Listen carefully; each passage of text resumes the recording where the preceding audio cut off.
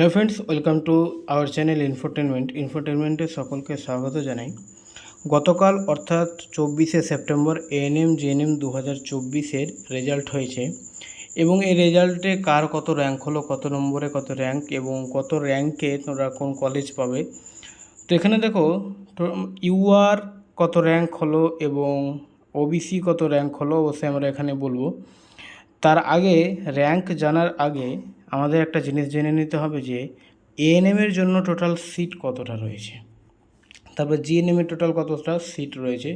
তো এএনএমের জন্য গভর্নমেন্ট কলেজে 875টি সিট রয়েছে, অর্থাৎ যারা 875-এর নিচে র্যাঙ্ক করছে, মানে 875-এর মধ্যে, অবশ্যই কনফার্ম তোমরা ধরে নাও যে তোমরা এএনএম পাচ্ছ। তার মধ্যে আবার ক্যাটাগরি ওয়াইজ ভাগ রয়েছে, যেমন এখানে এসসি এসটি ওবিসি করে ক্যাটাগরিগুলো ভাগ রয়েছে। এখানে দেখতে পাচ্ছ 329, 16, 81, 61, 182, 14, 53 এইভাবে ভাগ রয়েছে, ঠিক আছে।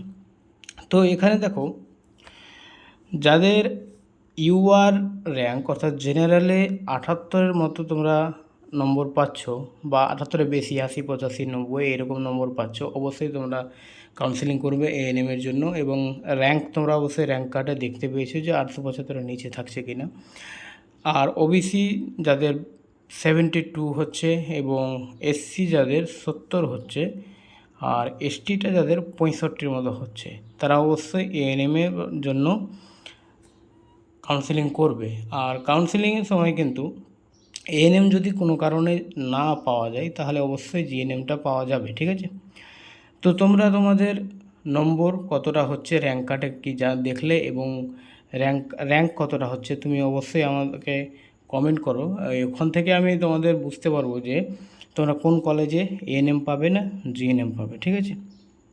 তো অবশ্যই কমেন্টে বলে দেবো।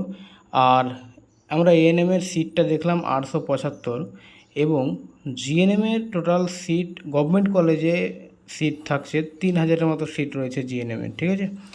আর ছেলেদের 125টার মতো মনে হয় সিট রয়েছে, দুটো কলেজে রয়েছে সিটের ছেলেদের। আর বাকি কিন্তু গভর্নমেন্ট কলেজ বাদ দিয়েও প্রাইভেট কলেজ অনেকটা রয়েছে। তো প্রাইভেট কলেজে যারা ভর্তি হবে সেটা তাদের পার্সোনাল ব্যাপার, কিন্তু আমি গভর্নমেন্ট কলেজেরই কথা এখানে বলছি। তো গভর্নমেন্ট কলেজে টোটাল জিএনএমের সিট বললাম যে 3000 রয়েছে। এখানে কলেজের নামগুলো এর আগে আমি তোমাদের বলেছিলাম, এখানে রয়েছে, এগুলো সব জিএনএম কলেজ। দেখতে পাচ্ছ তোমরা, school of nursing, central hospital, Kalla, nurses training centre. তো তোমরা কাউন্সেলিং করবে এবং কাউন্সেলিংয়ের সময় কোন কোন কলেজ কিভাবে চুজ করবে সেগুলো আমি তোমাদের অবশ্যই বলে দেবো, ঠিক আছে। কাছাকাছি কলেজ কীভাবে চুজ করবে এবং কোন কলেজে যদি পাওয়া যায় মপ আপ রাউন্ড হবে, আবার দেখবো তখন, ঠিক আছে। তো এখন তোমাদের র্যাঙ্ক এবং নম্বরগুলো আমাকে কমেন্ট করো, আমি তোমাদের জানিয়ে দিচ্ছি যে কোন কলেজে পাওয়া যাবে। ওকে।